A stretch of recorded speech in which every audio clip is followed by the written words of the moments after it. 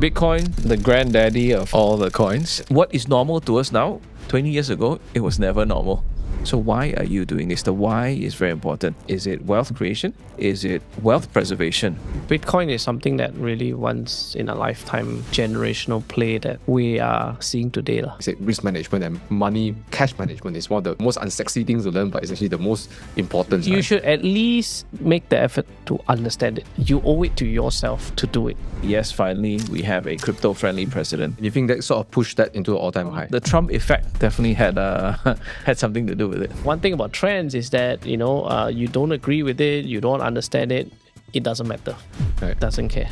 Is it going to stay or is it going to go? Or what do you think? It's letting the market play out to see how it happens, yeah. What was even very clear was that the head of the SEC immediately resigned. I think that legitimacy is important for the maturity of the crypto space. Should I take crypto seriously right now? Um, Hey guys, welcome to Keep It 100 Talks. And the reason I created this podcast, this talk, is because I believe conversations have such a great way to influence our life. There might be a conversation that you're listening in, or maybe somebody that you're talking to. And in those moments, something in that conversation triggered an inspiration, triggered a whole new set of actions, decisions that open up a whole new path for your life. It's like a little window that opens up to a whole new world. So I want to bring those meaningful conversations in a podcast like this. So we bring in people who are willing to share their journey, share their mindset, share their thoughts and knowledge, revolving topics around mindset, money, and lifestyle. So with that, I got a favor to ask as well. If you ever find value in these conversations, please do us a big favor by subscribing to the channel and also sharing with your friends. Because I believe the larger the podcast grows, we're able to get more people onto this channel to provide you more value. All right, so thanks for watching this episode. And let's keep it 100. Let's keep it real. Let's have some really good conversations in Keep It 100 Talks. So what just happened in the crypto space over 2024? We started off Bitcoin as low as 38,000 US dollars and even breaking past 100,000 US dollars. And not only that, a lot of different coins like Ripple, Solana, and all these other altcoins, meme coins moving like crazy. Many people making money and some people reporting a lot of losses and some really, really terrible losses. So how do we navigate this space right now? Okay. So will this trend continue in 2025 or will it crash? Well, today we have Alvin and Andrew Wong here from Equities Trackers and who so happen to be in the space of helping people invest and learn about the crypto world as well. And I'm so happy to have them here today to shed some light, share their insights on what could possibly be, maybe it'll give you an advice on how to give you insights on whether you should invest or shouldn't invest and give you a download on the crypto world in 2025, right? Oh. So thank you for being here. Thanks for having us. Yeah, thanks for having us. Glad to be back again. Yeah. So we really liked your last few episodes. I enjoyed it and they gave me a lot of insights and also reinforced a lot of the things that I've learned about investing and also wealth growing. And I'm sure the viewers also enjoy it, right? Yeah. But today we want to talk more about crypto, right? So you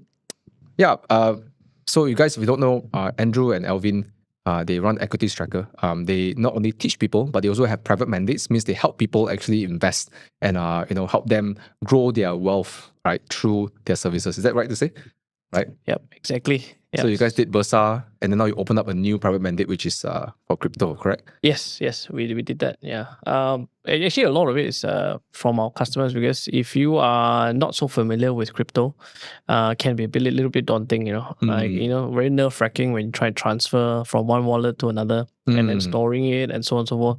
So because there needs to be some sort of training or education before you kind of get into that. So we thought, was demand from our customers. It's like, hey, you know what, we don't want to handle all that. Why don't you guys do it and then, help us invest it. So essentially that's what we did.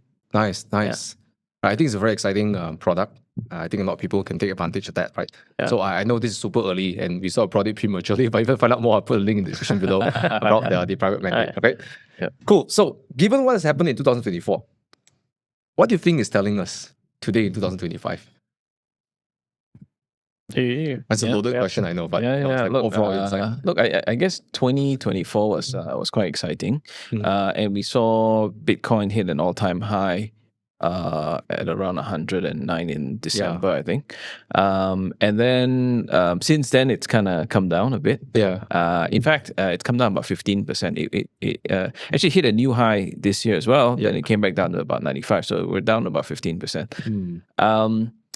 You really, I guess, you saw the action leading up to the U.S. elections, and when it was, just before Trump was announced as the new president, I think there was a lot of hope that he would be, because he was very pro crypto. And then as soon as Trump won, you could see that rally go up, right? And of course that there was a lot of things that happened. Well, one, a lot of crypto companies actually funded his campaign. Oh, really? Yes. Okay. A lot, yeah. That's something I didn't know. Okay. A lot of money went to his campaign. I think more than 1/3, I think. More than 1/3, yeah. Wow. Was funded by 1/3 of the campaign is funded by crypto. Oh, Yeah. wow. Because the previous administration was very crypto unfriendly. And yes, so they yes. were debanking crypto companies. They were shutting down. I guess even 2 banks went under during that administration. So it was a very pro. So Trump's the rally that happened when Trump won was, I guess, it was a triumph. It was like, yes, finally we have a crypto friendly president. So things are going to be different now. So I guess that was that renewed hope within the industry. And you think that sort of pushed that into an all-time high, correct? I think it had.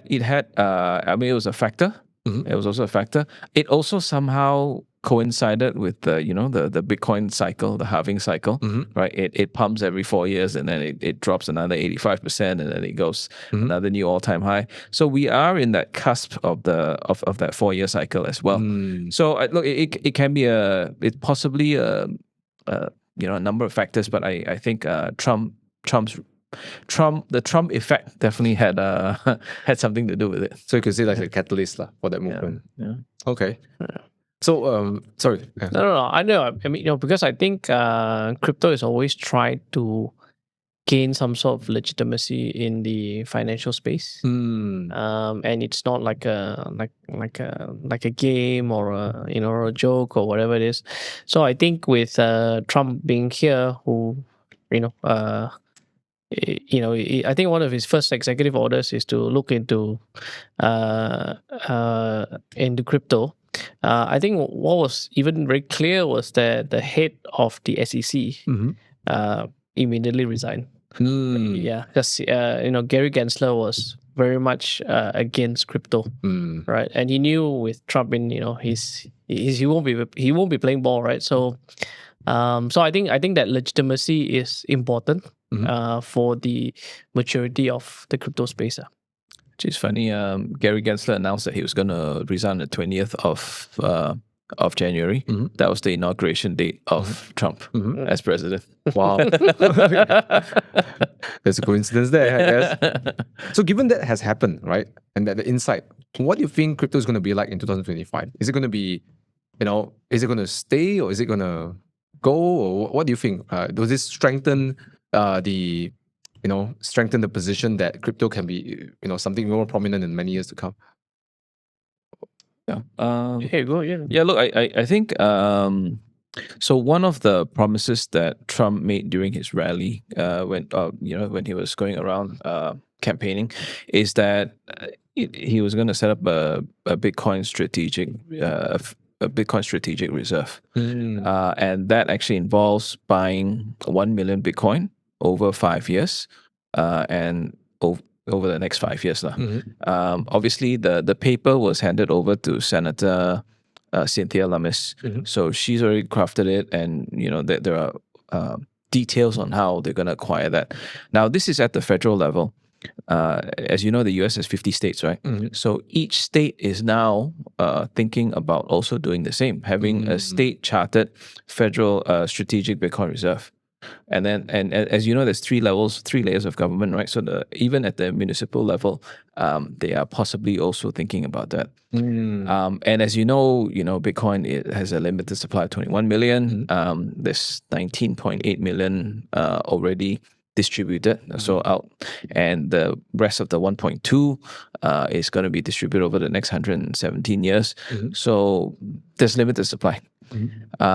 If there is this sudden rush to acquire Bitcoin, it's going to be quite interesting to see what happens. And obviously, that's just at the government level, the federal, the state, and at the municipal. Then there are about 200 countries in the world. What about the other countries? Are they going to do the same? What about the other companies? Are they also going to do the same? There are companies, right now, they've been renamed to Strategy. They used to be known as MicroStrategy. The most famous guy, right, Michael Saylor. So he's been busy, just buying up Bitcoin, and he's been very open about it because he has to. He's a public listed company. So every time he makes a purchase, he makes an announcement on how much Bitcoin has been purchased, and he keeps issuing new shares and also borrowing money to purchase more Bitcoin. So I guess that's what's happening around the world right now. It's interesting to see what happens now. Yeah. But it sounds like then if a lot of people are going to, like if the federal and state and then the government and possibly even other countries might participate in this activity, then there will be a lot of demand in Bitcoin. And as everything we know, if there's anything limited supply and high demand, then it will drive the price, right? So it sounds like it might be a big surge in the whole activity, right? Possibly. But again, those who got in early on Bitcoin and, if they have purchased it at a very low price, and if the price does go pretty high, they may end up selling as well. Yeah.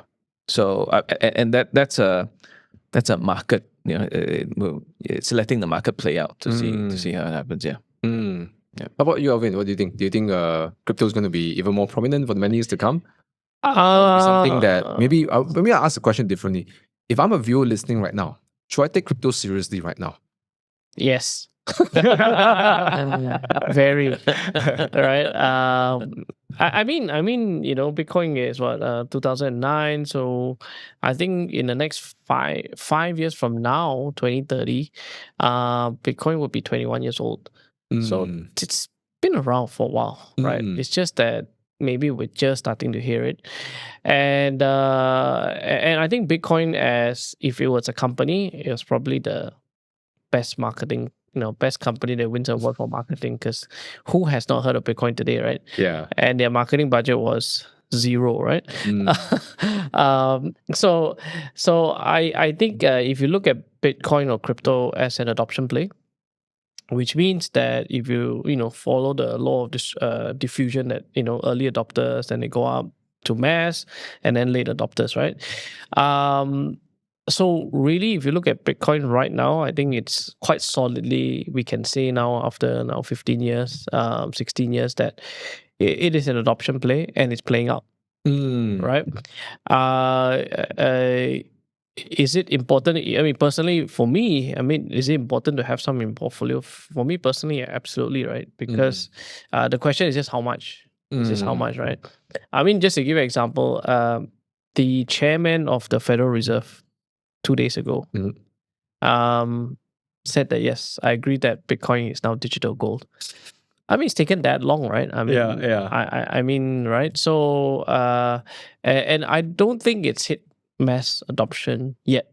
Right?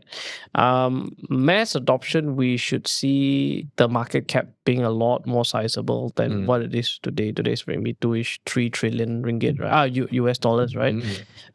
Compared to equities market, which is 50 times bigger than that, right? Yeah.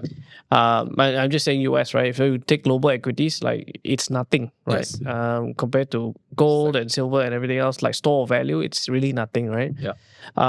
So just as a example, so it's think of it as a very early company that is now starting to spin its flywheel, and it's starting to gain momentum. Yeah.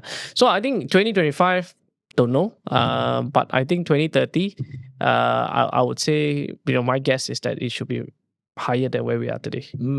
Yeah. So if you take longer term, I think it makes a lot of sense, because you said, now that you just show those numbers and you brought in the bell curve, twin 50 times, like the US equity market is 50 times of what Bitcoin's current market cap is. Yeah.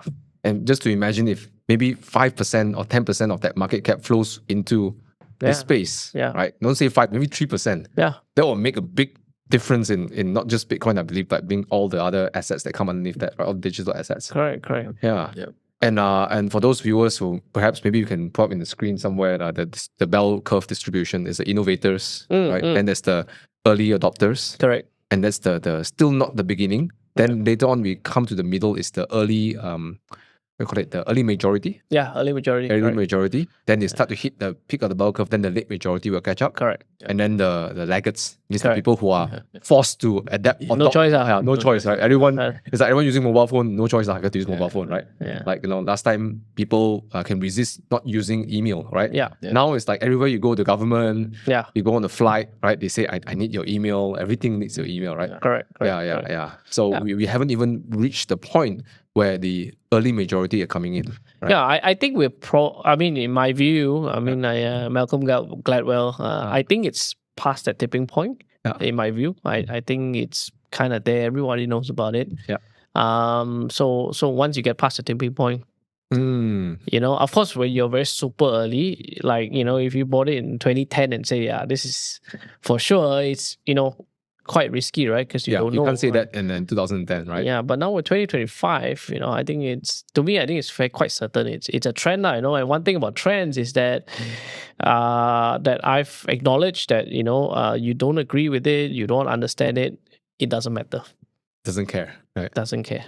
And on that topic though, I mean, maybe you can share a little bit insight, because when you say trend, and you guys have been teaching people about the market, about investing, and this word trend, like in your terms, in professional terms, what constitutes a trend?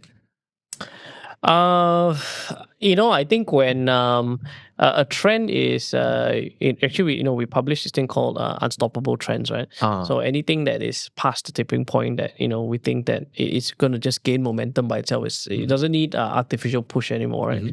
So if you think like where very early industries, normally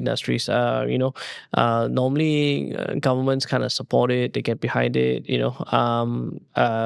like cars, for example, early days, no one's really going to be manufacturing car tires, or, so you need to kind of nudge that industry along a bit. But once you see where you have that network effect where if we're sitting at a table, one guy is a car, not going to make a difference. 9 guys is running bicycle, by our carts or horses or whatever, right? It's not going to make a difference. Yeah, but if 6 guys have it, right? Eventually it's an eventuality, right? So it takes a life of its own. So I think there are many examples of like very, very major trends that we see. One of the things is that we know for sure is that depopulation, right? So like if you look at Japan today, I think we did this study more than 10 years ago, right? So when adult diapers outsold baby diapers. Yeah. People demolishing towns. Yeah. It's a depopulation, right? So how do you fight that trend? You can't, right? It's quite sad. So if you say no, Japan's it's gonna grow its population continuously. I mean, of course, the question is how lah. But we know now that that's not the case, right? So I think that's quite important. So one of the things that we also look at is population trends as well. So normally a very healthy country that will grow over time, they have a triangle population, top being the oldest, and then of course triangle meaning left and right is male and female lah. Right, so that the formula is 2.1 to we have a growing population, right? to maintain. Maintain. So if you're below that, our So it means that for every couple they should have 2.1 children to maintain a population. So 9 needs to have 2 kids. The 10th one needs to have 3. Yeah. So, yeah. Right. So having that said about trends, Alvin, do you think that the trend is now unstoppable right now, Andrew? About crypto, it's about digital assets, right? Yeah.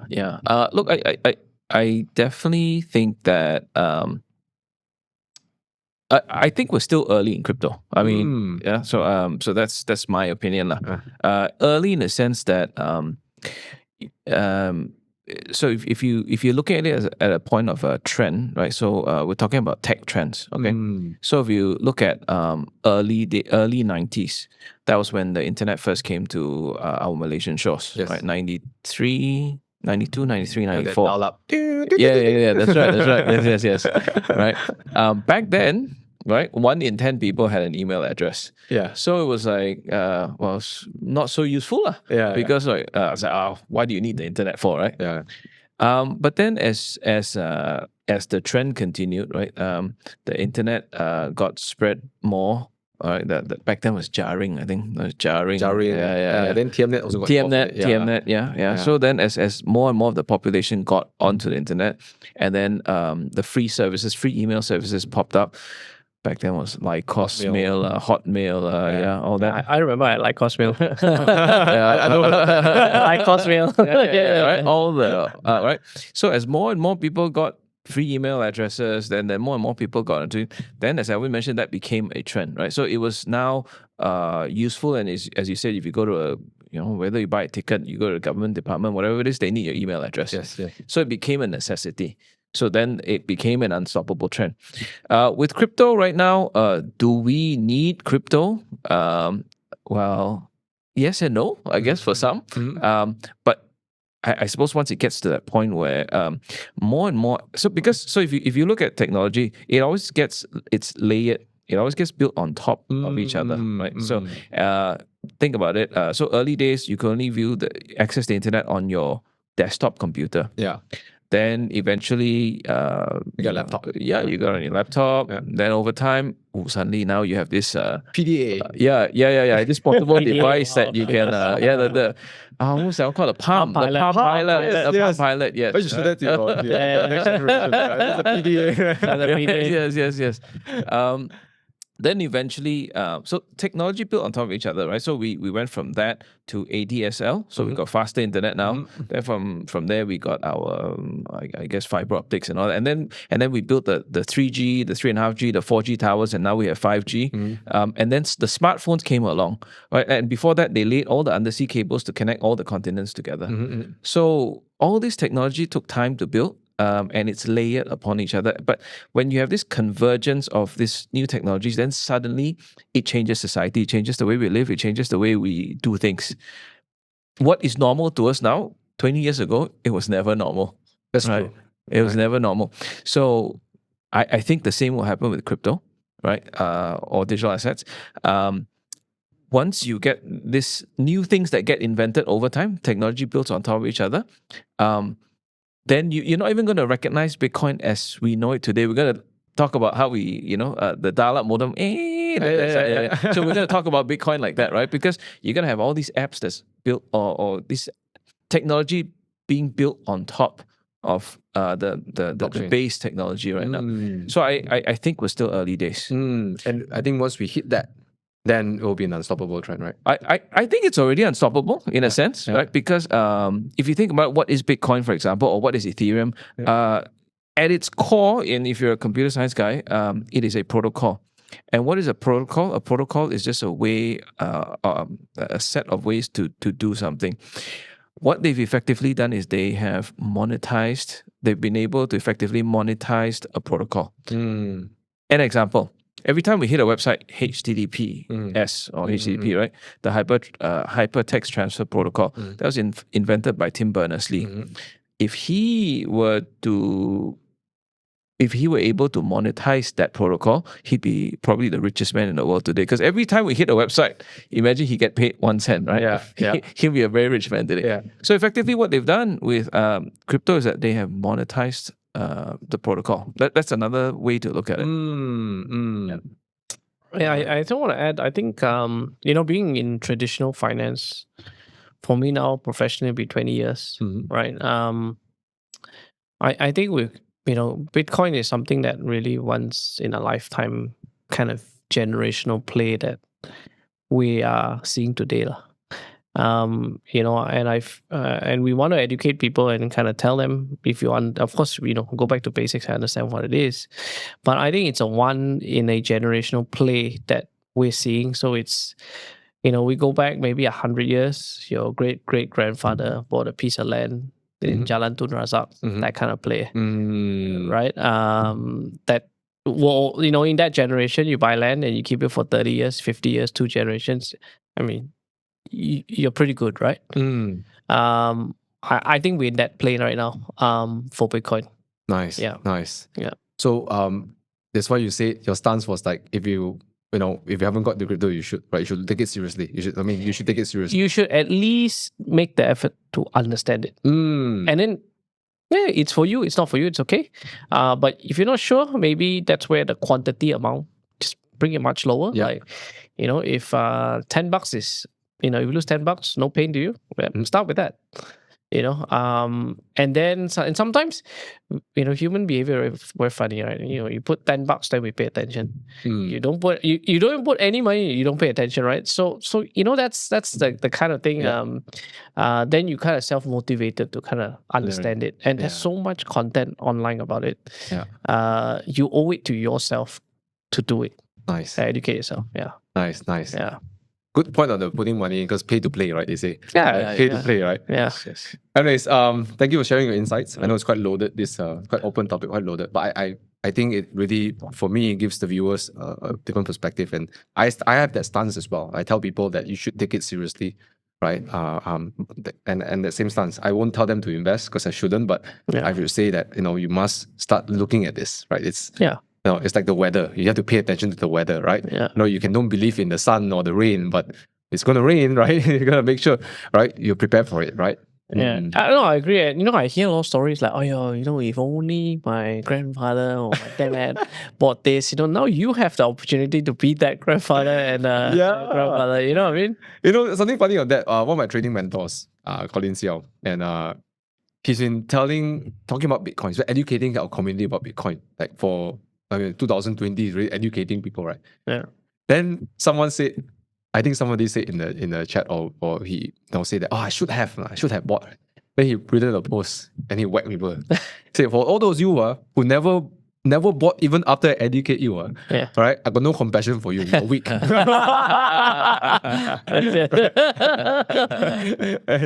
it's kind of funny, and I think he said it with a loving way, right? People to really like, hey, come on, wake up, right? You sit with all this information. You don't even need me, right? You can even go online and do so much research about it, right? Right. Yeah. And funny, these are people who really understand trading metrics and finance, right? They could have took action earlier, right? Yeah. Actually, I see a lot of those in the traditional finance fraternity. They still don't get it. Really? Yeah. Wow. Yeah, they still don't get it. So we're still early, like what Andrew's saying. Nice. I mean, these are all smart guys. Yeah. I mean, if they could have read the same thing that I read, and they could have put 2 and 2 together. I'm no genius, right? So, So Also, if you look at the crypto industry, a lot of these are new startups. Well, when I say new startups, they've been around since 2010, 2011. So they're not new, but they're still new, and a lot of the people working there actually come from TradFi. These are call them the rebels or the enlightened people or whatever, but they've made that transition from TradFi into crypto because they see it. I guess being in TradFi, they see certain things not working well or could be done more efficiently. And then they see crypto like, that solves that problem. And so you see a lot of migration of TradFi. Those who get it, they end up in the crypto industry. So to clarify for the viewers, what's TradFi? Oh, traditional finance. Traditional finance. Bonds, equities. Okay. I'm just making sure the audience get. Thanks. Anyways, there's a lot of stories happening around crypto. Yeah. And thanks for sharing your insights. I think that's really impactful. I think over the last 1 year, I think probably most people agree that some people make boatloads of money, and some people lost a lot of money as well, right? It was extremely volatile. I think especially for January, we had the altcoins like going up and down. December, I think Trump coin was like one of it. Like, it's like I never heard of Trump coin, like flying everywhere. But there's a particular post I want to bring up. Actually, I just want to read it a little bit over here. Some of you may know this post. I put the link in the description below. It's a Reddit post actually. So I'm going to read out some of the context so that we can have a discussion. Hopefully the audience understand the discussions, right? Okay. So this gentleman, he sold all his traditional investments worth around mid 6 figures. So all his Bursa, S&P, all these equities and traditional investments, sold all of it and went all into crypto. Yep. And he did it after the FTX crash, which is around late 2020. Yeah. And some of you may know that 22, Bitcoin dropped all the way from like, I don't know, like 50, 60, all the way down to like 18,000 US dollars per Bitcoin. Yeah. Right? I was collecting a little bit back then, right? Yeah. But the point is that he started to grow that portfolio all the way to an 8-figure amount in ringgit. And from what I read in his Reddit, it should be around like 70,000, so 70 million ringgit. Wow. It's quite significant, pretty impressive, right? Impressive. Yeah, and it's in his early 30s. Very good. Right? So he shared in his Reddit some of the coins he bought, right? Bonk, With, Myro, Bonke, Sharkcat, SC, Sia Coin.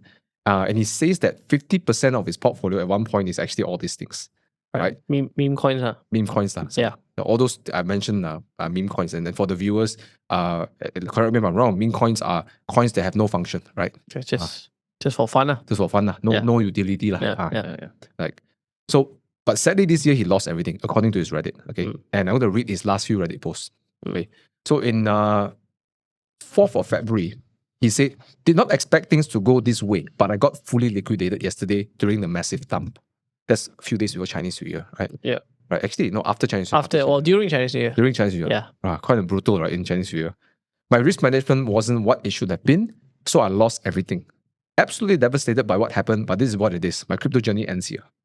And then update another 5 days later, and 9th of February, full stop here. Stay safe, people. Stay patient. Goodbye. And then the next day, he said on the 10th of February, crypto's a scam. It's probably better to stick to FD, ETFs, EPF, ASB, or just listen to iHung about property investment. Right? So, it's quite a loaded story, right? And I just want to ask us, just to have your insights being implemented in the story. First of all, let's start with the start. Like, would you have liquidated everything from your mid 5 figures portfolio, which is not bad for a young, late 20s kind of fella, right, to go into crypto? Would you have done it? Maybe I'll start with Andrew. Look, I think if this guy was in his 20s, his greatest asset is time, right? And I think from the post, from what I read, he comes from a fairly well-to-do background. I think the family's in medium-sized business. Family business. Right? So I think maybe psychologically there's already backup lah. There's a safety net, right? So I'm just extrapolating from what I've read on Reddit. So it sounds like psychologically he has the safety net, and his greatest asset when you're in your 20s is time. So he's got time. So it's okay, I guess, to try and fail because you still have time to catch up. But would you have done it? Like, would you have maybe not in the meme coins. Maybe something more with utility lah. Because I would have kept a significant portion of my portfolio. That's me, right? Maybe I'll just take 10%, shave it off, right? Maybe shave off another 15%. If I see better out. I probably won't completely let go of my traditional investments, right? Yeah. So it's interesting that you said that you probably would do it. If I were in my 20s, I have backup, and I understood. Okay, so again, not meme coins. If I understood what Bitcoin is and I understood where it's going, or certain assets, right? Or I mean, certain coins, Yeah, I think I would have. Wow, okay. Surprised. Yeah. But I'm different, right? So again, just to clarify, so when you actually study Bitcoin, that rabbit hole gets really deep, right? You go really deep, and every day you're still learning something new. Just when you think, okay, I understand Bitcoin, you're learning more. So and when you kind of draw parallels to what has happened in the first wave of the internet, this feels like it's that next evolution of the internet. So because I was really young and I didn't have enough money in the first wave, I wasn't able to catch that wave. So I think this is that next wave. Again, I personally probably would not have gone into meme coins, but Bitcoin definitely, and some other protocols that I feel will bring value to the internet as a whole. So we saw like Solana came out and started bursting as well because the utility was there. Well, most of the meme coins were actually on Solana.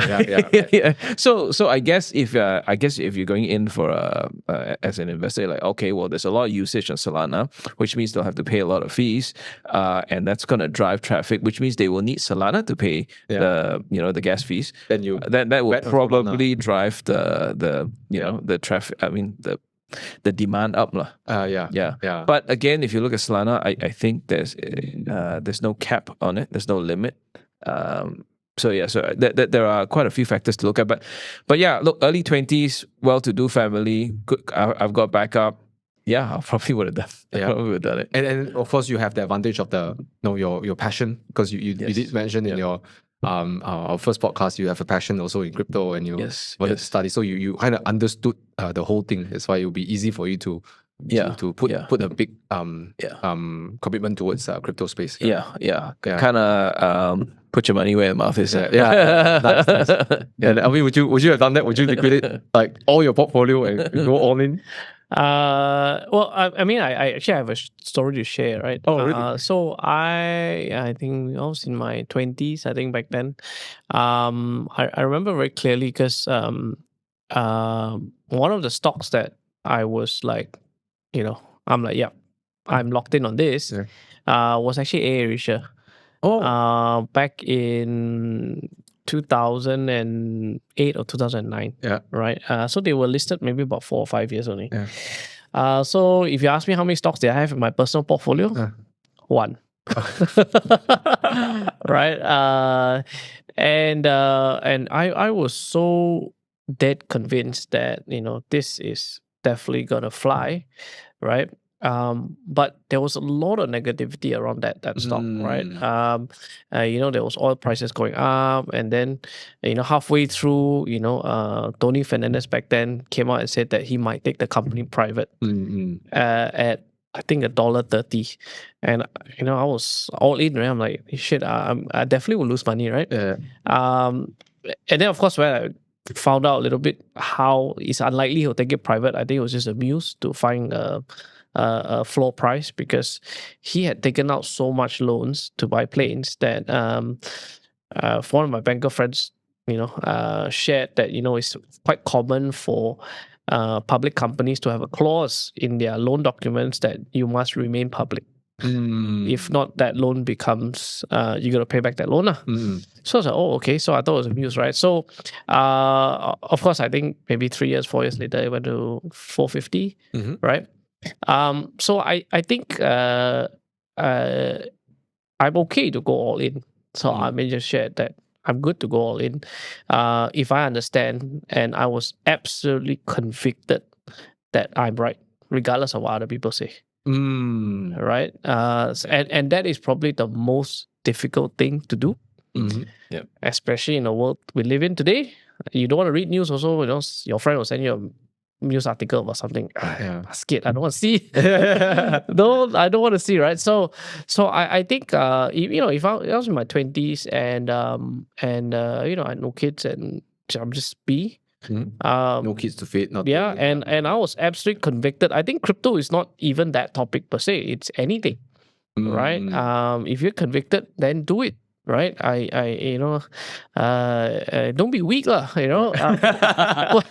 Put your money where your mouth is, right? And of course, I mean, being an entrepreneur myself, is that obviously my risk tolerance is fairly high, right? So I know some people, they're down 5%, they can't sleep, right? Some are down 50%, like. Let's go on, right? So you got to kind of figure out where your risk tolerance is, right?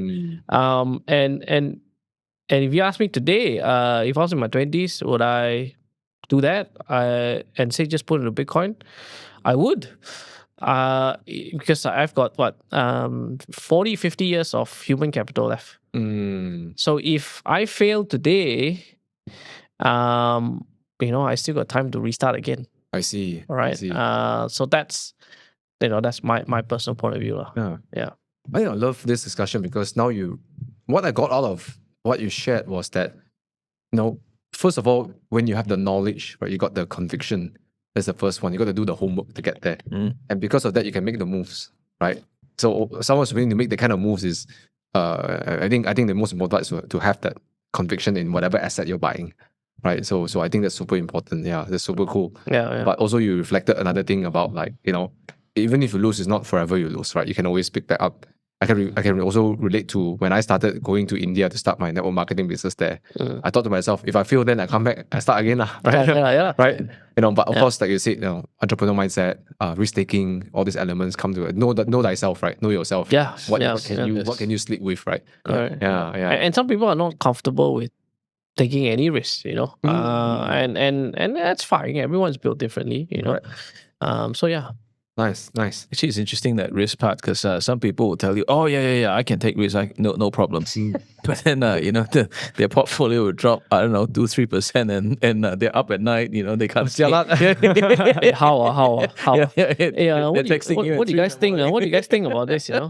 Yeah, we get that all the time. You know? I think as doing a few, like I trade for a little bit, and then now I'm doing more investing. I guess over time you start to see things in a time frame. If you see things now, then it looks very bad, right? Yeah. If you look at the time frame, then you start to dissect and think, okay, you have to look things in a time frame. You can't look things in just one number, right? Yeah. Yes. Yeah. You know, there's this quote that says that most people underestimate or overestimate what they can do in a short time, and underestimate what they can do in a long time. Absolutely. So apply that to your portfolio, and it's the same thing. Yeah. Ever feel like your savings and your money sits in your bank account and do nothing? Well, that's the feeling I get if I leave a lot of money in my bank with pretty low interest rates. I don't get to keep up with inflation either. And perhaps some people are just really hesitant to invest because they haven't made their research and stuff. But while we wait, that money sits down and still do nothing. Now, if this sounds like you should definitely look into Versa, a digital savings and investment platform which allows your money to grow in a very easy and smart way. If you're new to Versa, this is probably the best time to jump in because there's a welcome quest which allows you to capture incredible opportunities to grow your money right now. So if you sign up and cash in at least 1,000 ringgit right now to any funds, you'll be getting 3.8% per annum base returns. But wait, there's more. You get an extra 2% per annum net on top of whatever you're earning, capped up to 30,000 ringgit. And that's until the 31st of March 2025. Now, if you put that together, that's 5.8% net returns up to March with the money that you cash in. Plus, if you use my code VTHOMAS, Versa will give you an additional 10 ringgit to get started as well. Why I trust this platform? Because they're regulated by the Securities Commission Malaysia and they are also managed by AHAM Asset Management Berhad. And these are one of the big boys, so I know that our money is in expert hands. But remember, this promo only lasts until the end of March. So the earlier you deposit and the earlier you take action, the more you earn. So don't miss out this chance to make your money work harder for you. Download the Versa app and start growing your wealth today. Let's move on to the next thing, right? So there's a lot of things I want to dissect from this story actually.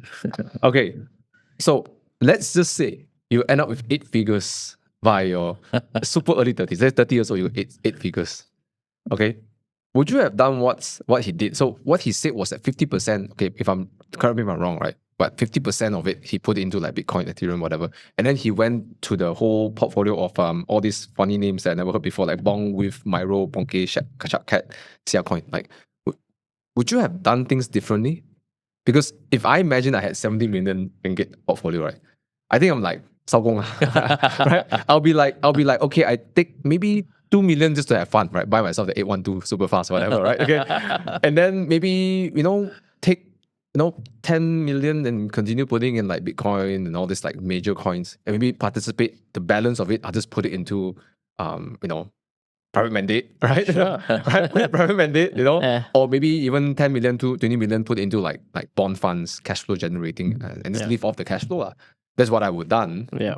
Right? Or even if I sometimes fantasize like, wow, if I put 60 million into like the 5% return kind of cash flow, wow, every year you're done, right? You're enough. 3 million there, right? I would have done that. But so having that said, that's me, what would you have done differently if you're in the shoes, like with 70 million, for example? Would you have continued or would you that's it? Oh, 70 million is a lot of money. It's a boatload of money. Yeah, it's a lot of money. Would I have left it all on a non-regulated exchange where I don't even know where they are? Most likely not lah. Again, because I know enough about so whether it's investment, whether it's driving, crossing the road, it's all about risk management, right? Correct. It's risk management. I mean, you cross the road, you can also get knocked down by a car, right? Yeah. So it's all about risk management. So I guess one leaving after FTX, 2022, November 2022, the world, or if you've been in crypto for that long and you lived through that, you would know that it's almost a cardinal sin to leave your coins on an exchange, especially an unregulated one. Again, I don't know which exchange he was using. Could be the largest one in the world, but still, understand your risk tolerance lah. So one, I wouldn't have left it on an exchange, and true enough, and he didn't lose his money from leaving it on an exchange. From the story, it was because he got liquidated, which meant all 70 mil was probably on the exchange, used as collateral for him to 100x leverage. So from 70 to 700 mil to, that's only if it's 10x. If he did more than 10x, then it'll be a lot more. To bet on something. And so that collateral got liquidated, which is, So back to the original question, would I have done what he did? Most likely not. And similar to you, I'd allocate some for fun, and I would reallocate some to what some to just generate cash flow, right? Cash flow so that I have enough to live daily and whatnot. I would absolutely put the rest back to work because you definitely want you don't want to just be holding on to assets and not sweating your assets. You definitely want to sweat your assets. But definitely won't leave them on an exchange If I was still in crypto, I would go look at a bank grade, industrial grade, multi-sig type wallet setup, or even pay a regulated digital asset custodian to hold, to custody my assets. Like what you guys do in the Equities Tracker. Yes, that's definitely what we do. Yeah. You wouldn't mess around with. That's too high risk Okay, that's very high risk. I want to help interpret this for some of the people who have never got into crypto world.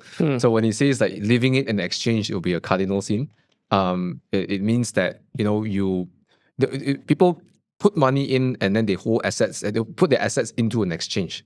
So effectively, it's inside the pool, right? Yes. So if anything happens to the pool, your money is gone with it, right? So that's what the exchange is. So what you were saying you'll do is that you wouldn't leave it in the pool. No. You would take it out and then you will put it in another pool, right? Something separated from this in essence, right? Yeah. And of course, multiple layers of security, like custody and everything. Yeah. Right? And you're saying that the reason, it sounds like if he got liquidated means he left everything in there. Yep.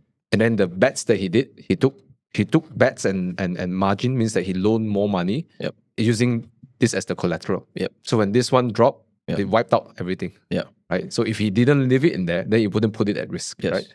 Yeah. Correct. And if I did want to do what he did, I definitely won't do it on this type of exchange. I would definitely do it an institutional grade type of a setup. So that there are institutions out there where you can have them custody your assets. So it is still safe. It's regulated. You can still get some leverage on it, but your assets are still safe, and you can still leverage, and you can still do what he does. But on an institutional grade type of a platform, and not on the retail type. There's such things. I didn't know that. Yeah, nice. Yeah. Would you do that, Alvin? Like, what would you do differently? Like, for all the cars you can buy already. Yes. I'm like A12 super fast. GTS. I think we got to kind of rewind a little bit and kind of understand the psyche he's gone through, right? So he just got liquidated a couple 100,000 ringgit to start, and then he went to 70 mil. Now, with our safe kind of thinking, like, let's do portfolio management, ding dong, all that. We probably won't be able to go a couple of 100,000 ringgit and 70 million. Okay. Yeah. So let's kind of think it that way, right? Yeah, that's true. So with my kind of mindset and being safe, and it still takes some risk, but don't be risky and risk everything, we probably would not have, right? He probably took like $500,000 and put that in, leveraged it, and then he made some money. Then he kept rolling that, so he kept betting. Like, so you imagine, if you play roulette, black and red, right? Yeah. So you put $5, you win. Okay, I risk it all. Okay, I put $10 again, and it just kept compounding, right? So can you imagine if you hit 10 times and you get it right 10 out of 10 times? You are like, I'm God level. Any margin somewhere. Yeah. 100x. The sense of confidence that I would have gotten was just like immense, right? So what's another 70 million? 10x.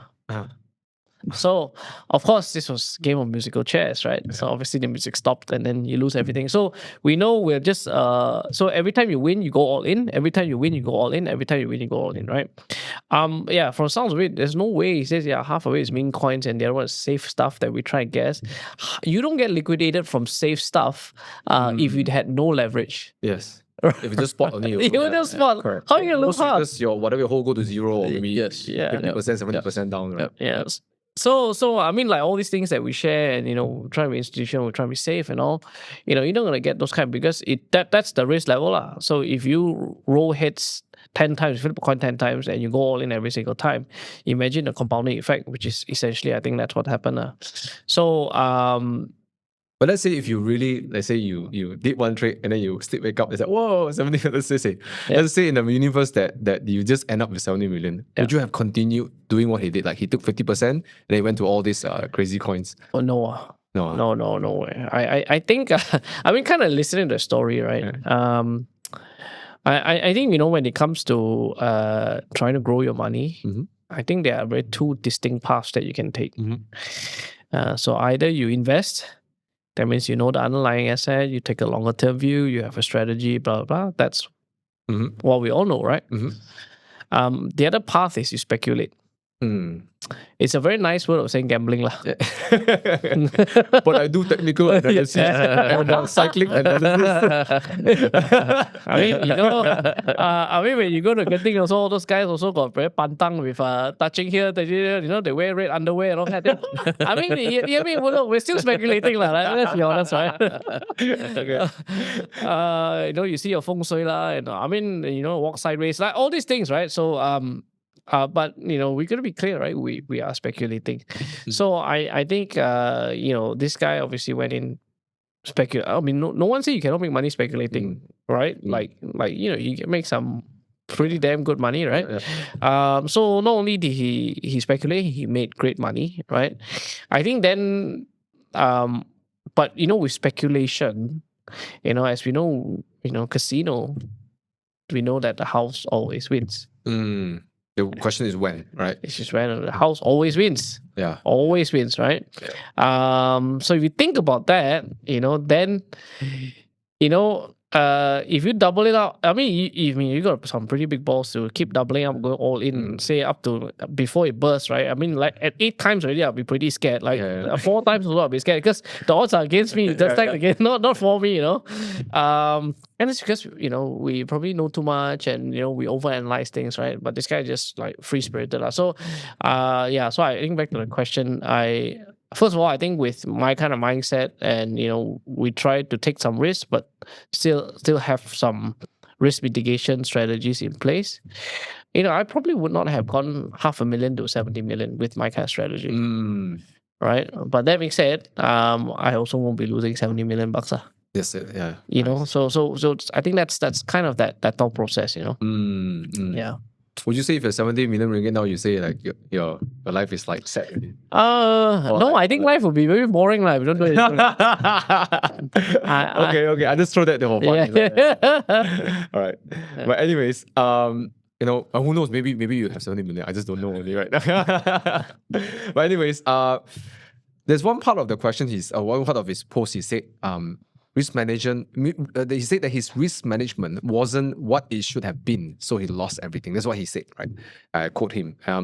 So how important is risk management when it comes to investing, right? And how can our viewers maybe get some tips on risk management? Because it sounds like from what Andrew just said, it sounds like he did certain things that put his portfolio at a lot of risk, right? So, how important is this, and how can we practice risk management as we go into the crypto space or the digital world, or just general investment, right?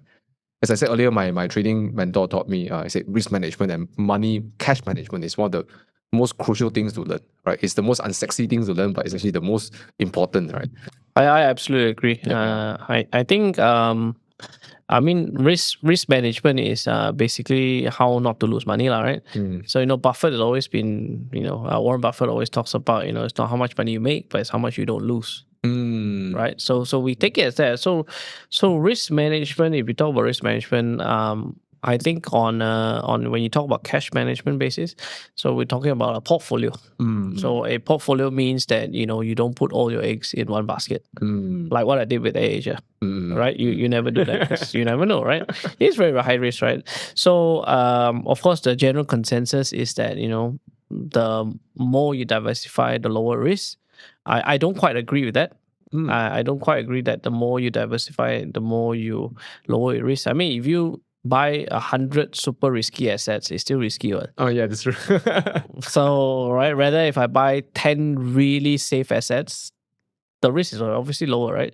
So it's not on a number so much, but so on a portfolio basis, so we talk about cash strategy, right? How much cash should you be keeping in your portfolio at all times, and should it be higher? Should it be lower? Right? What's the average like? Right? And then I think when you go down to that specific investment or whatever investment, it could be crypto, could be stocks, could be anything. There's always four things that we always have to answer, right? So say what am I buying? Bitcoin? Okay, let's say I'm buying Bitcoin, right? At what price? Right? So at what price is timing risk? We don't know. We don't know what timing risk. So there are strategies to reduce that timing risk, right? At what price, right? Of course, the action is either buy or sell, right? So let's say I buy, right?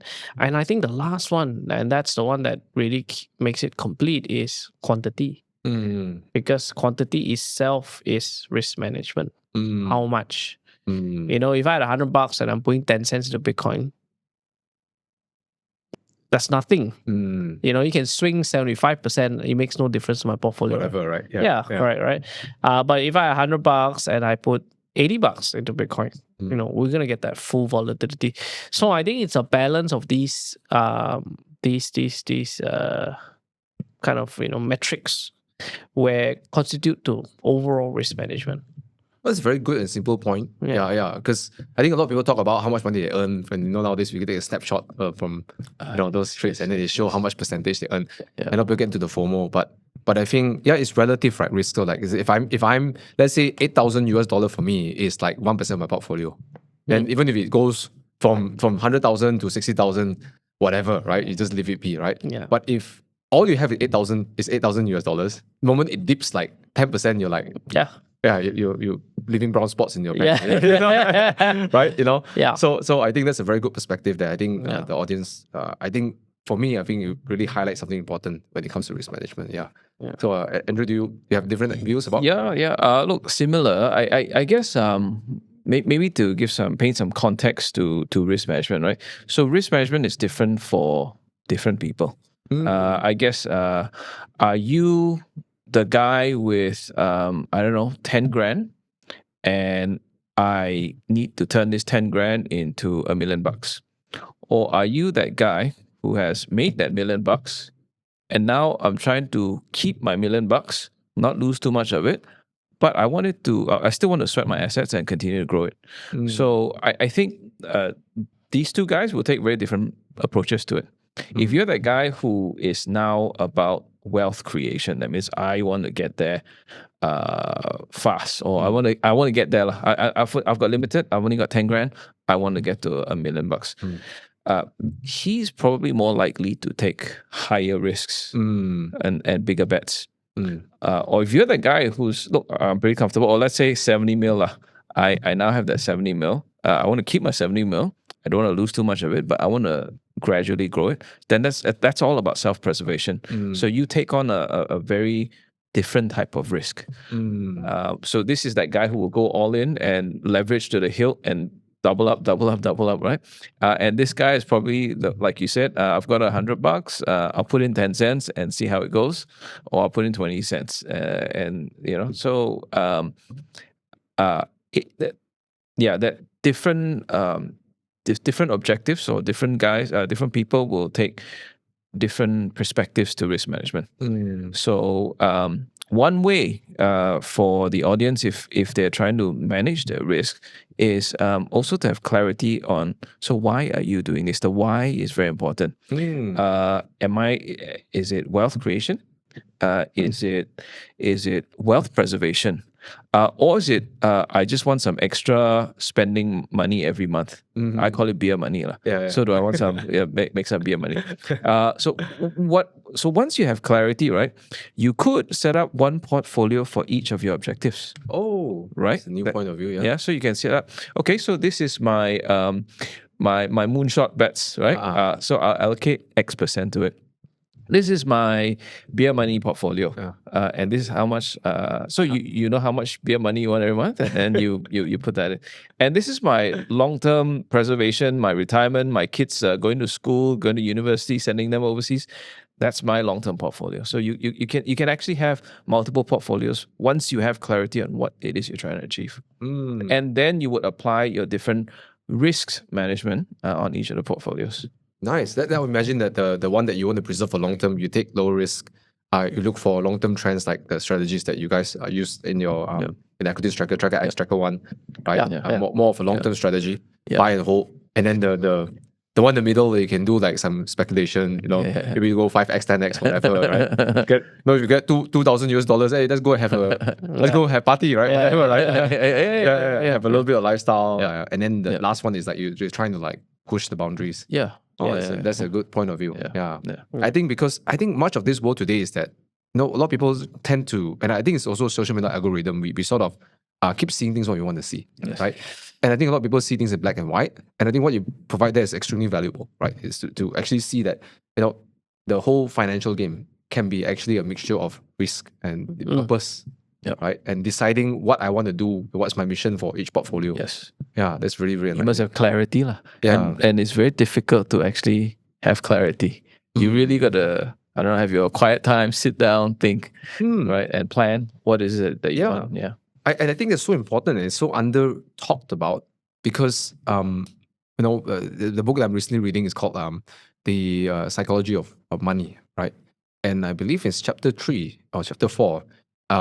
It talks about enough, like what's enough for you, and he says that it's one of the most difficult things for investors to decide, right? And that's why they see a lot of very intellectual, very smart, very like 100 million, 10 million net worth investors making mistakes, right? Doing things that otherwise be irrational, right? Because most of them have the skill, have the network to make money, make 10 million to 100 million, but they go and make some really, quote unquote stupid moves, right? And they lose everything. While Warren Buffett will be slowly growing his net worth.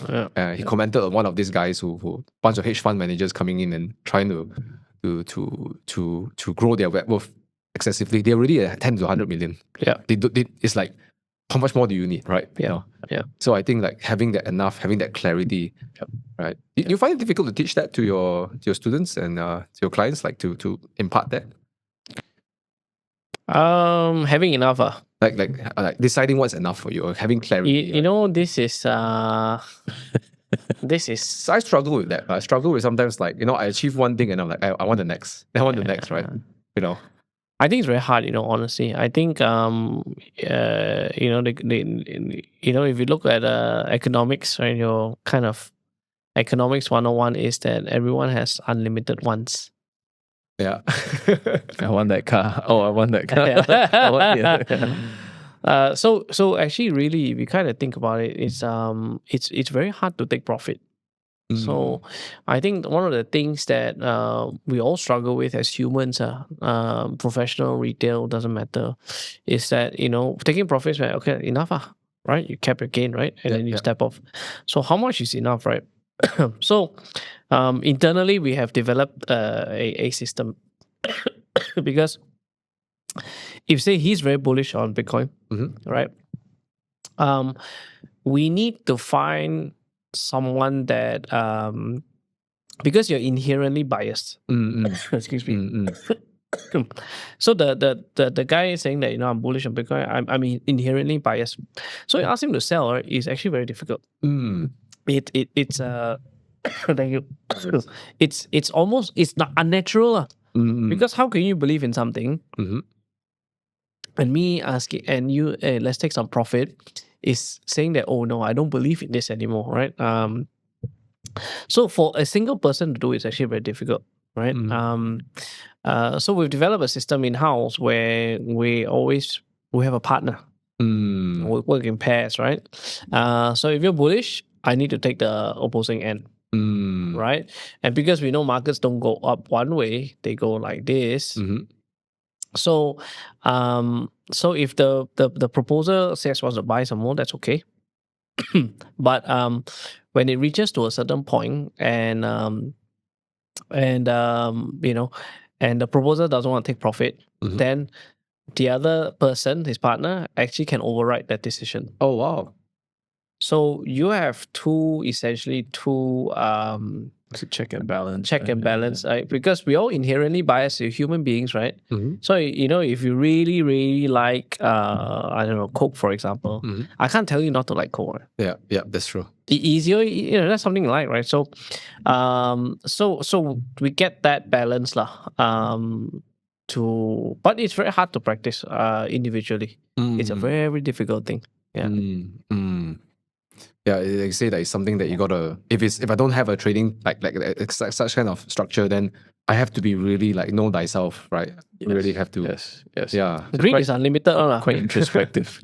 Greed is unlimited, right? Greed is unlimited, right? Yeah. And I think that's one of the things that if I think of stock trading, greed is sort of like sometimes it is in the background. You cannot remove financial world with trading, right? With greed, right? It's always like part of it, right? Yeah. And learning how to tame that greed. Yeah. Do you struggle with greed, like both of you? Like even 20 years in the fin industry. Of course. Yeah, right. Go higher. Someone will tell me you blow the candle. The candle will go high. Right? But is it like what are your tips to somebody who perhaps like that they now realize that they're being greedy? Like what would be an advice to someone who you can't be self-realized, I feel. I think really I don't think it can ever. I mean, it's very hard because we justify it, right? We justify the movement, we justify the I mean, this is why casinos make money, right? Yeah, that's true. It's the risk mindset, it's doubling down, it's all this that makes why people will keep coming back. I'm losing, I'll take more risk and bet even more kind of thing, right? Double up. Yeah, double up, right? So this is all that risk mindset that that we have. So okay, maybe the advice would be like people don't know they are greedy, right? Yeah. And what would be your general like sort of like maybe advice to people who are now in the financial world and you know that managing greed is very important? What would you say to them? Because it's like you said, you don't know when you're greedy, right? Right. So get a second person. Get a partner. Interesting. I mean, that's why Charlie Munger, Warren Buffett. Right. Right. And not to be attached to your decision, right? And have that ability to have that discussion, have an open mind to everything, rather than being narrow-minded. Yeah. And there must be trust, of course. I mean, the other person needs to understand it enough. True. But cannot fall in love. Cannot fall in love. Cannot fall in love. With whatever the asset or think it is. Yeah. So there must be trust, Yeah. And I think also it's it's kind of tough, right? I guess greed comes from attachment also. Attachment. Yeah. And you're willing to be wrong. Have the courage to be wrong about your decision as well. So you're willing to explore. Yep. Yeah. Yep. Okay. Well, we got a lot to cover today. I learned a lot today. I hope so. Yeah. Yeah. I know if I'm enjoying this conversation. Right?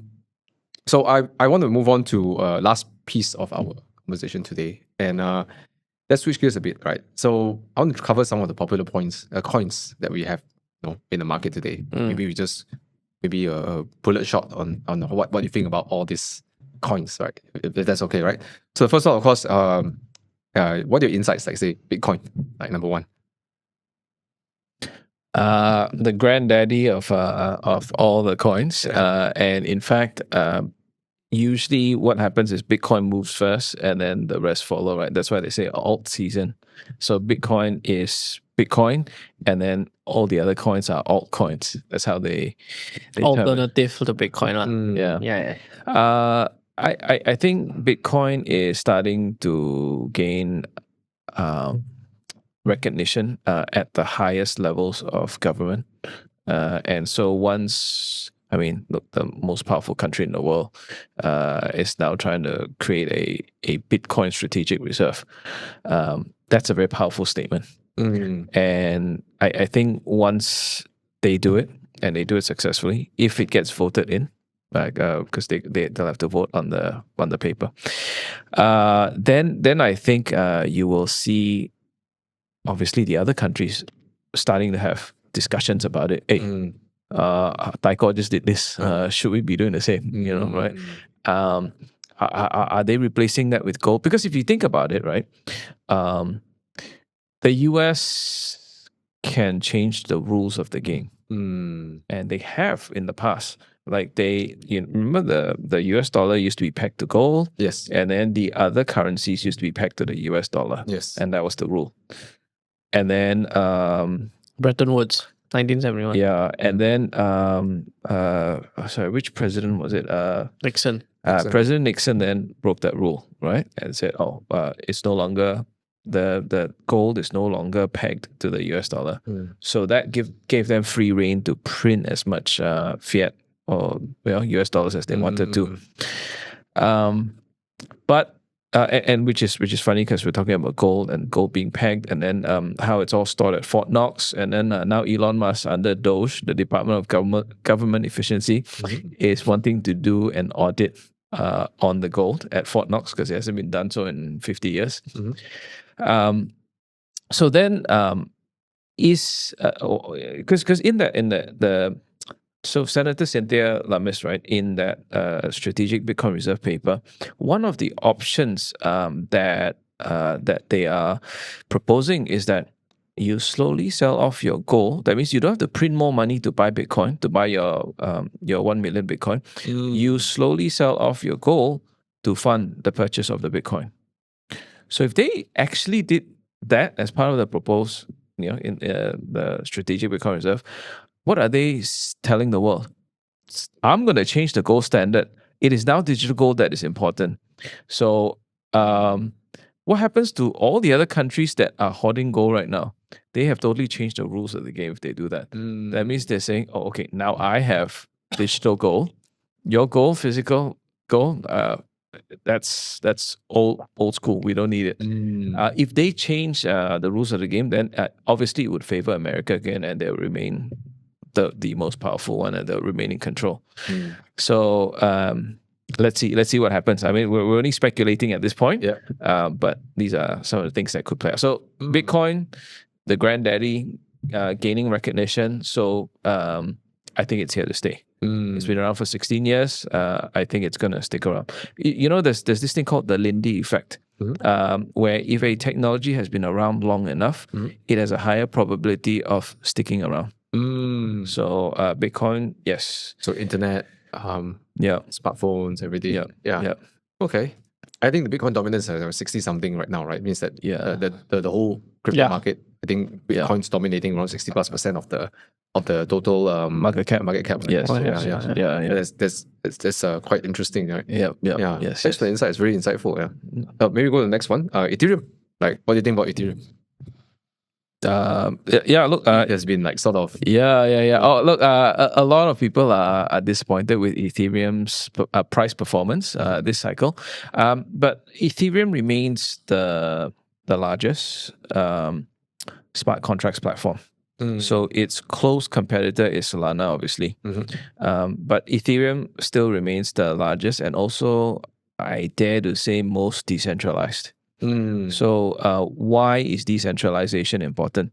Decentralization is important. If you think about it, if you hold a lot of, say, USDT or USDC or whatever stable coin, right?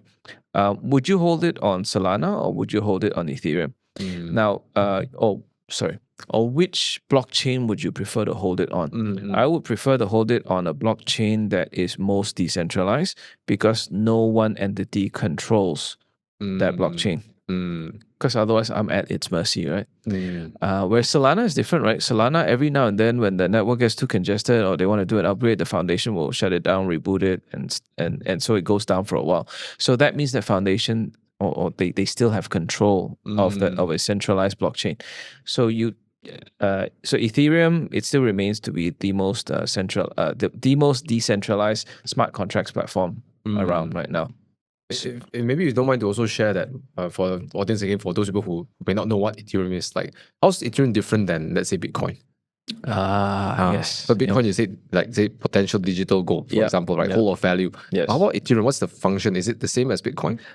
You can think of Ethereum as your app store, right?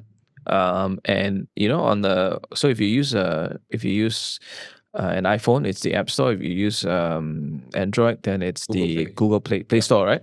So any developers can write apps for each of these stores. Oh, right? On top of the app, right? Yeah, that's right. Onto the App Store, right? So you can think of Ethereum as the App Store, and then anyone can write applications for the App Store, and anyone can use those apps. Yep. That's kind of how you do it. Bitcoin is just internet money. Internet money. It's just if you're on the internet and you want to, you can use it's internet money. But Ethereum also, because it's the App Store, you can write whatever apps you want onto the platform. A lot of stable coins are also on smart contract platforms. So USDT, USDC, it's on Solana, it's on Ethereum, it's on a lot of layer 2 Ethereum layer 2 chains as well. So yeah, a lot of the ERC 20 they call it, right? That's when the a lot of USDT is on that. Right? Yeah. So we talked about Solana already. Solana is the Solana is super centralized. Well, I can't say decentralized anymore. Smart contract platform lah. But they also have they're also building an ecosystem out. So they're like kind of like an Apple-ish, where they are pushing out their own phones, running their own OS. The Solana phones, right? Yeah, Solana phones, yeah. And I think there are 2 or 3 launches already. They pretty much sold out. Which is quite interesting, right? So I think they're adding a slightly different layer to that play of Solana. Solana has been catching a lot. I think at one point it was like $10 or $15, I think 2022 or something. It dropped to $20, I think. $20, right? And then now it's like trading at today, as of today, last I checked, it's 185 or something. Around 200, 220. So it's like almost like 9x, right? Like pretty scary stuff. That's right. Because I think I think the later developers that are coming on, I mean, they like Solana because they always say it's fast, it's cheap, blah blah. Yes, it is because it's fully centralized, and it kind of like. I mean, like younger generation guys who like sports cars, they're like, they always drive automatic or DCT or whatever. They're like, what manual, right? That's old school, right? So I think maybe Ethereum and Solana is a bit. Why would you want to press a clutch and so slow? Okay. So it's at the base of it, I guess there is a difference, but I think the newer developers are just don't care. Got it. How about Ripple though? XRP. A lot of news over the last few months. But what do you think about Ripple? This might anger the XRP army because I know there's a huge XRP army in Malaysia. Okay, so when Ripple Inc. when they incorporated, so Ripple is fast. It's really fast to transfer money. So their initial, it's always been their mission. Their mission is to work with banks, financial institutions to use Ripple as the transport layer. Like right? Swift lah. Yeah, correct. So that was their idea when they started. And so when they started, they minted, I think it was something like 100 billion XRP. So 100 billion XRP, and that's it. It was just there, and then they sold it to the market.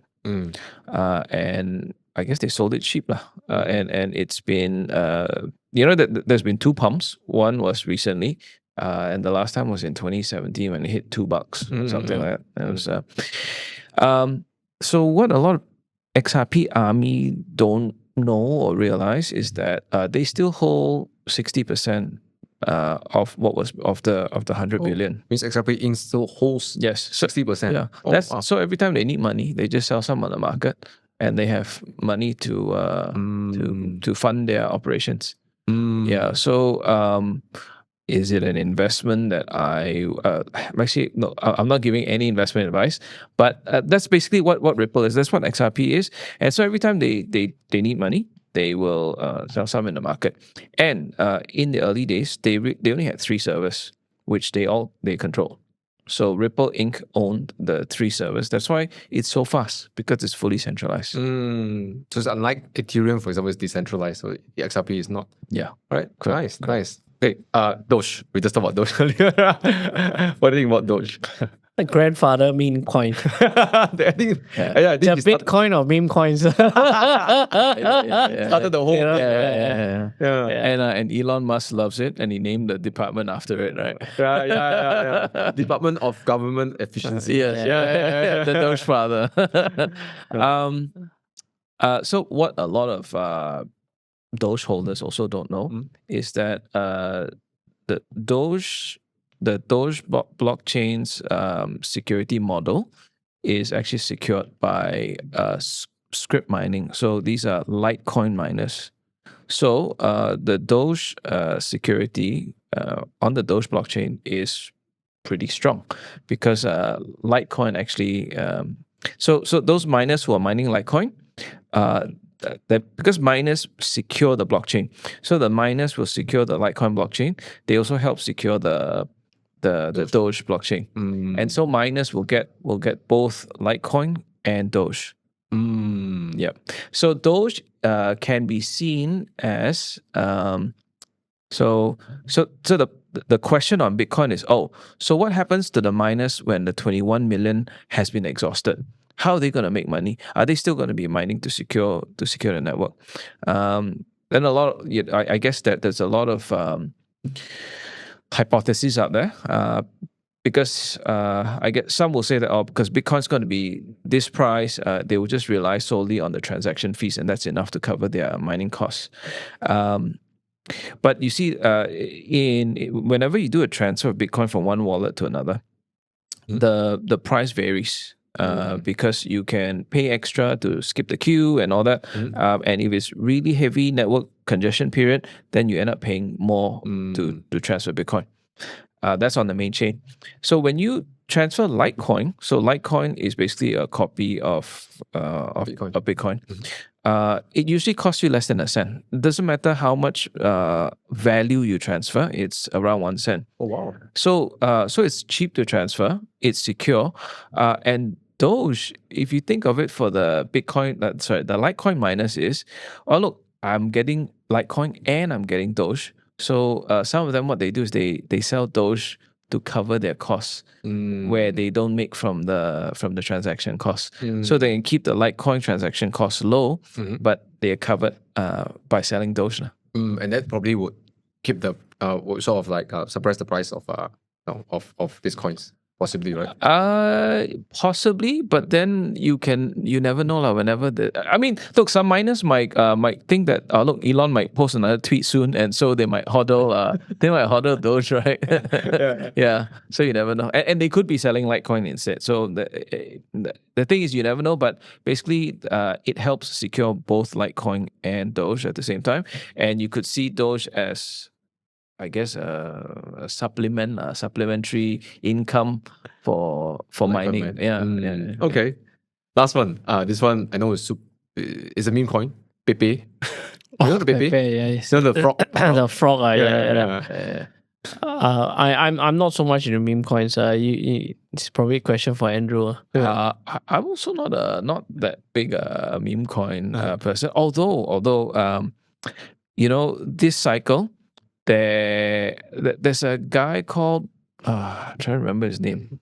A Telegram guy, right? Or No. He spoke at Token 2049 last year. He went on stage about the value of meme coins, and then also Iggy Azalea, the rapper. She sounds black, but she's Australian. Aussie girl, Yeah. She launched her mother token. Her token is called Mother. Wow. Yeah. So if you think of crypto, so look, we're still trying to find use cases for crypto, right? Last cycle was NFTs. So this cycle is a lot of meme coins. So they're trying to I guess find utility to meme coins. So they said it tokenizes culture. So look, we laugh at it now, right? But in a way, there's some logic to it. Because if you think about it, our lives are becoming more and more online these days. Yeah, So we're spending a lot of our time in front of the screen or in front of our phones or iPads or whatever. But as humans, we need to interact with others. So how do we interact with others? We do it on X. We do chat and whatnot, and that's our interaction. So in a way, you now have this. You've got pockets of culture, right? Pockets of people who hold the same value sets, but they live geographically anywhere, right? Geographically, they can be anywhere, but they have this pocket of, I guess, similar value sets or things that they value, and we can kind of call that culture. And they've tokenized it, and they said, look, this is the culture. So and humans are tribal. We're all tribal. Yeah. So you're part of this tribe. You're part of that tribe. So I guess meme coins, in a way, makes you have that belonging, that I belong to this tribe because I hold the Pepe coin, because I hold the Mother coin. And so in a way, I kind of buy into that logic. I'm still trying to see, but the thing is, it's so easy to just spin up coins, right? Just to create coins, pump.fun, right? And it's crazy because there have been people who have they go to pump.fun, they create their meme coin, and they will go on a hunger strike until the market cap hits 1 million or 20 million or whatever, or they'll do stupid things that garners attention and goes viral. And so and the culture, right? So then people from around the world who have access to these coins, they will pump it up just for the reason, just because they can. So I think there is something there. But yeah, so that's what meme coins, that is the utility of meme coins, the tokenization of culture. I never saw that point. That was very nice. Yeah. I really like that point of view. So we're gonna get some keep it 100 tokens. Keep it 100 tokens. Yeah, that's right. Yeah. And you're sitting at 100.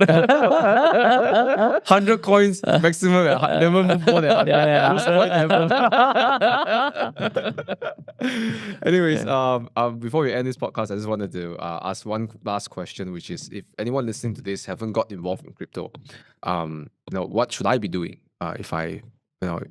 if I haven't yet touched crypto? What would I be doing? Should I do? I think for my professional answer is, learn about it, download it, do all that. But I think, like I said earlier, I think if you're gonna ask you to educate yourself before going in, like, nobody does that practically, right? Like when you bought your first investment, it's someone who told you to buy it, right? So, my suggestion is to, put a stake first lah. Small stake, like a really small stake. Like, get yourself, open an account, of course, with a licensed and regulated operator, and then just, I don't know, put whatever bucks that you feel that you're comfortable with, and get that feel first, right? And then you'll see it swing up and down, right? And everyone has a different kind of learning process or time. Some people just go dive deep and they go, right? But some people need some time to convince, right? So put whatever into, so that you have a stake in the ground, and then this would naturally bring you to learn more about it yourself. I think that's kind of that motivation would be how you would start, right? If you wanted to do it yourself, right? Then you're going to start monitoring X tweets. You're going to start looking at tweets, and you're going to look at prices, and that kind of gets you into the groove lah. I think that's the easiest way. Of course, the other way is if you don't want to manage it yourself, come and talk to us, right? I'm sure we can share some strategies. If you do want to get exposure of crypto in your total portfolio, come and talk to us. I think that's another way as well. Cool. Yeah. Cool. Either DIY or do it yourself or do it for you. Do it for you. Yeah, that's it. Yeah. Either you change your own engine oil or you send it to the workshop. I guess I'm still the change my own engine oil guy. but definitely very good product. I'll talk about that later on. But okay, Andrew, if I haven't got involved in crypto, what should I be doing? Look, absolutely. You can read about it. It's all there are so many posts on social media. You can go on some educational one on YouTube to find out more about it. But it's also crypto is quite interesting. My personal journey, it's very experiential learning. So as Alvin mentioned, to buy some, right? Then once you've got some. And then you probably watch some YouTube video. Oh, not your keys, not your coins. What does that mean? Oh, okay, don't keep it on exchanges. Okay, where do I keep it? So where then you next thing you know, you download a wallet. Then it'll tell you do these seed phrases and all that. And you're like, okay. So it's a very experiential thing. So crypto is once you've got your crypto and it's an amount that at least you feel something, it propels you to do something, you will start to, I need to keep this safe. So then you're going to try to look for a wallet, or some don't care, they just leave it on the exchange, right? But you would then, I send it to a wallet. Then you're like, oh, what's this hot wallet? Oh, you got cold wallets. Oh, you got multi-sig wallets. What are these things? Then you start to, that's why you say you go down this rabbit hole, because then you start to try to find more information about these things to secure your coins, right? Secure your money. So then I think as you do that, then maybe you buy Bitcoin first, right? But maybe some people just start with DOGE or Pepe or some whatever coin.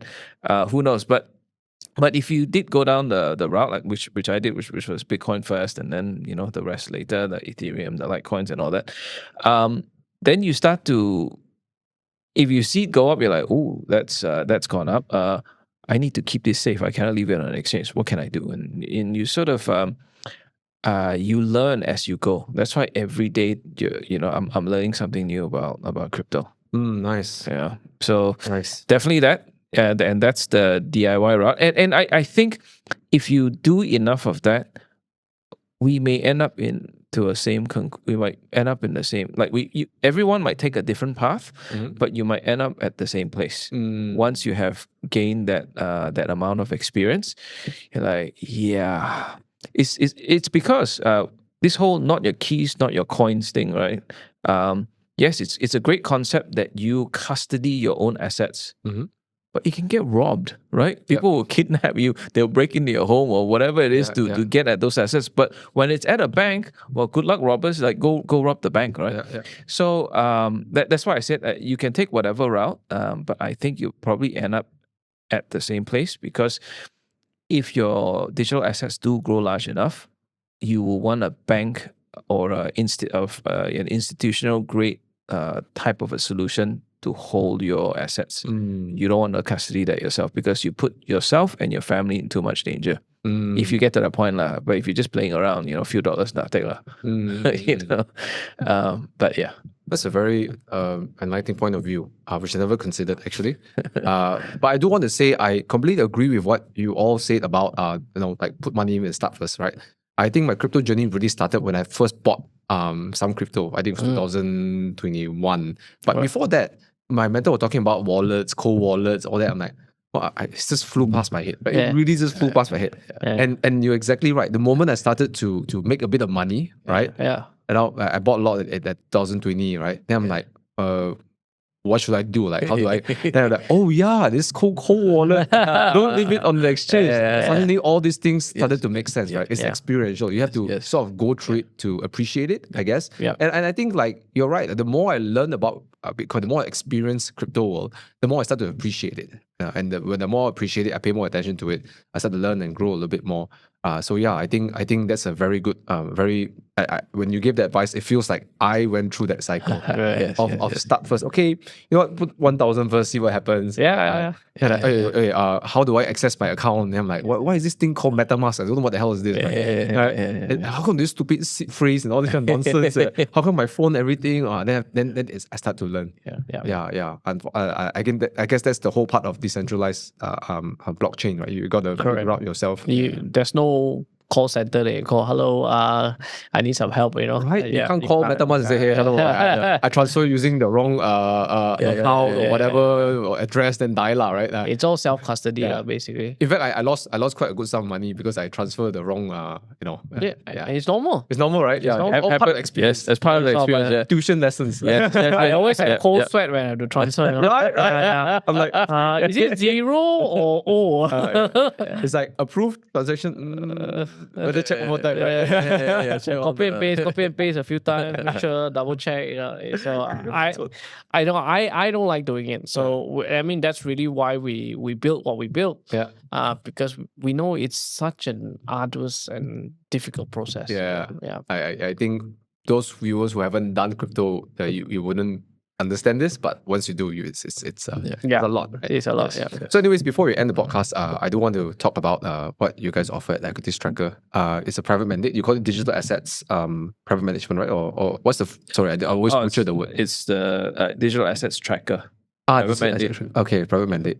So it means that it's not a fund, correct? We don't pull it in a fund. It's we put a money and then you sort of help us manage, right? Correct. Help your clients manage. Yes. Right? Yes. So so it's like what you've already done for your for equities. Equities. Yeah, it's the same thing. But you have an added layer of custody and also protection, right? Is it called custody? Well, I mean, basically, for us, a private mandate is kind of fancy term, lah. In the US or UK markets, they call it a individually managed fund. That means it's your individual account or a separately managed account, SMAs. So you think of it as not as a fund. That means you're not pooling with everybody. This is your own individual portfolio. Actually, there's several safeguards that's how. So we don't take any money, right? So that's the number one safeguard.